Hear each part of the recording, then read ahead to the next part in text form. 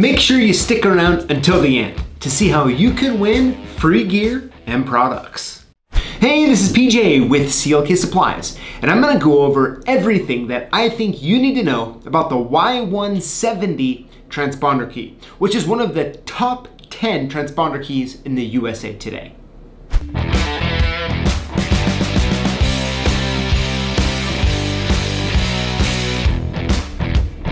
Now, the really interesting thing about the Y170 PT for Chrysler Dodge Jeep is that although it does make the top 10 list in the USA, the interesting part is that this is not like a key that customers are being issued all the time from like the dealer when they get the vehicle, all right?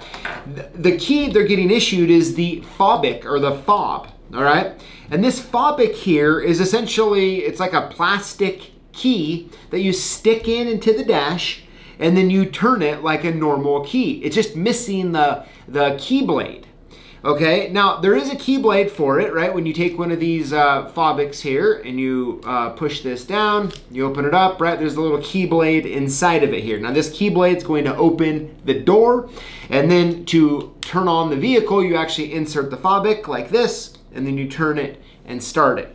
Now, why this is important is because the Y170 key, transponder key here, actually does both of those things, but kind of looks more like a standard key. But the same principle applies. The blade is going to be used to open the door or the trunk. And the top part here, this FOBIC looking part, is what's going to be put in and turned on to start the vehicle. Now, as you can see here, like there's a little hole in the ignition that this goes through. I've seen different like little weird little caps over those. You may have to pry off to be able to stick this blade through. The interesting part is that you could program this transponder spot here, okay, and not even cut the blade, and you'll be able to stick it in there and turn it. There's no like wafers inside that ignition that you have to have, you know, on there to actually start the vehicle. The blade here is just going to be for the doors to get in because there's no buttons on here. So that's really the big thing when it comes to the Y170, and at first for a lot of people it's like really confusing because they're like, how can you have this and replace it with this?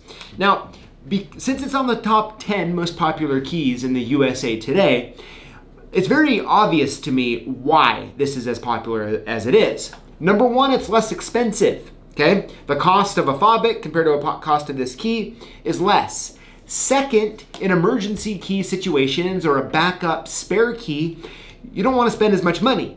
So that makes sense as well. And the other part is that it can be hard at times, depending on how busy you are with transponder keys or programming keys. It may not be feasible to be stocking all the different FOBICs on the market today. So an easy way to still be able to help your customers but not have to put a ton of money into inventory is to make sure you have the Y170 PT in stock because it fits all of them, okay? It replaces all of them.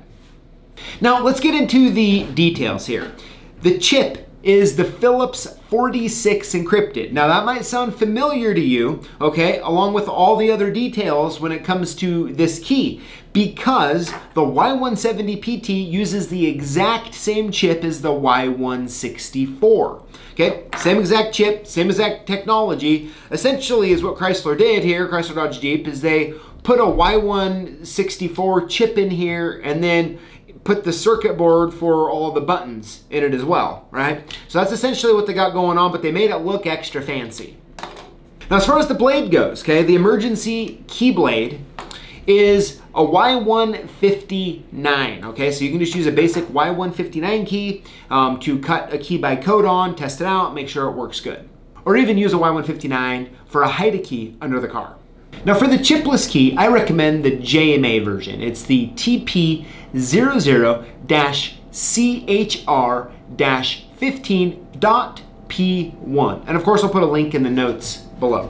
Now when it comes to the code series, it's not going to surprise you that it also uses the same code series as the Y164 and the Y160 PT, which is the M1 to M2618.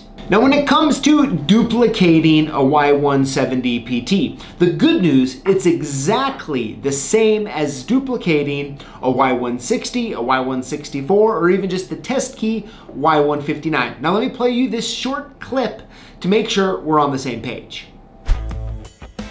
Now I'm going to be using the JMA Nomad to duplicate this Y164 key, okay? Or actually it's going to be the Y159, the test key for it. And I'm going to be using side 1 or side A, sometimes other machines use, to duplicate. Now I've only ever used side A, so I imagine you'll only ever have to use side A as well. Now let's take a look at this key for a minute here. So what's gonna happen, you put the key in the jaw just like this on side 1 or A.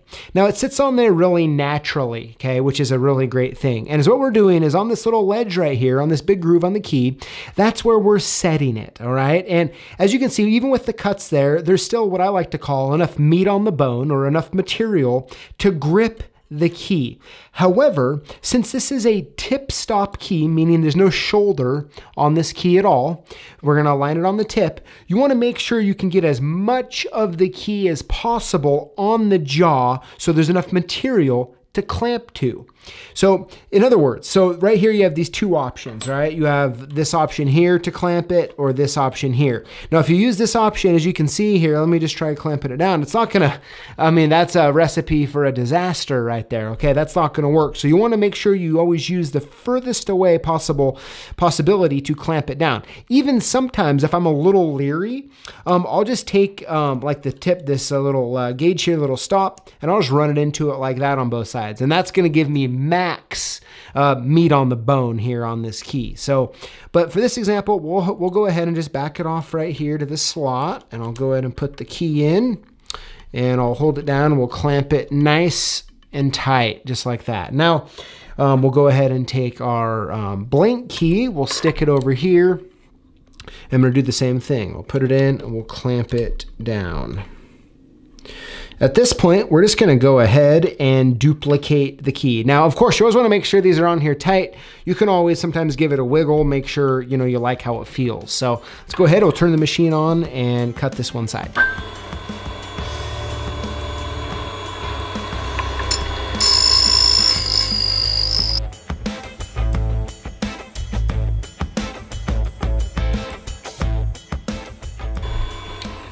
All right, so we got that one side done. Now, before I always do the other, I like to just turn it on and kind of get rid of some of these little burrs on here. There we go. And we'll flip it over to the other side. Just like that. Now this side's gonna be the little more tricky side to make sure you clamp it down nice and tight, all right? And you can always get in here and make sure it's gonna stay. Now I wanna bring something up for a moment, okay? When it comes to duplicating a double-sided key like this, as you can see, there's cuts on both sides. And there's two kind of schools of thought here. Let me just tell you what I think. So I think if the key looks brand new and is not worn, duplicating just one side of the existing key onto both sides of the new key is not a problem, okay? But if you start seeing any wear at all in the key, I recommend just flipping the key when you duplicate the other side, okay? So that's kind of the philosophy I've developed. You may not want to do that. That's perfectly fine, but that's how I've always done it. So get that line back up here. Make sure it's nice and tight, and we'll duplicate the other side. Now, one last thing I want to bring up when we're duplicating this key. So I'm going to put it on here, and instead of just kind of following it along, I'm just going to shave off the top. I'm going to shave it down a little bit, okay? And that will always prevent this key from moving around, sliding, and causing problems. So let's go ahead and turn it on, and you'll see me kind of do a couple quick little passes before I come and get all the individual cuts. Here we go.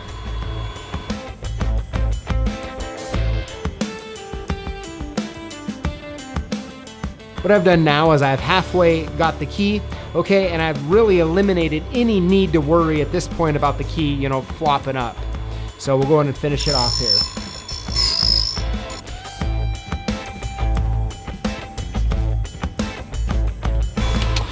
And there you have it. That is how you can duplicate a Y164 or even a Y159 or Y160 key. So they all use the same, even the Y170. So that's how you can do it. Just go nice and slow and make sure you get everything nice and tight and straight.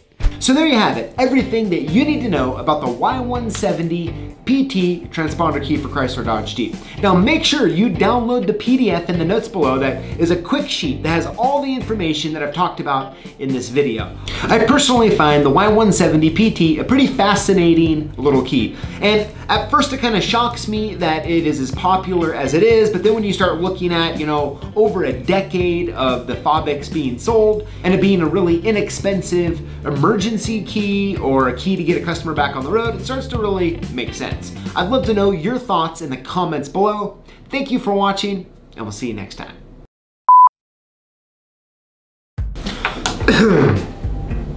All right, let's do it. Oh, not this. Okay, look over there.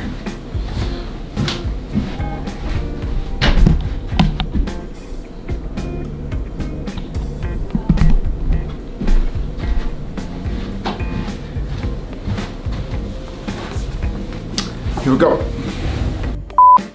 Now, Connor, on this one, there's gonna be a few spots where I'm gonna be uploading a few pictures from my phone of a couple different pictures to kind of show you that you'll be wanting to put in when I'm talking about the Fobic and the actual Y170 key, okay?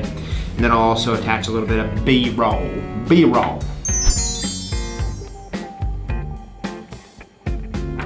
So, we'll be good. All right, man.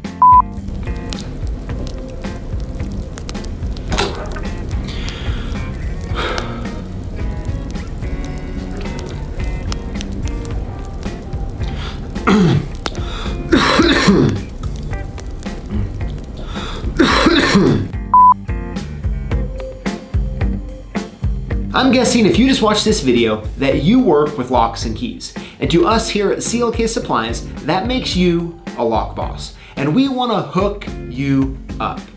Here's how it works. Throughout the week, we post videos on YouTube, like the one you just watched. And all you need to do is comment on the videos and include the hashtag LockBoss. When you do this, you're automatically entered in to win one of 5 free prizes that we give out each and every week. No purchase necessary. So if you're a lock boss, join us each week to learn, grow, and win.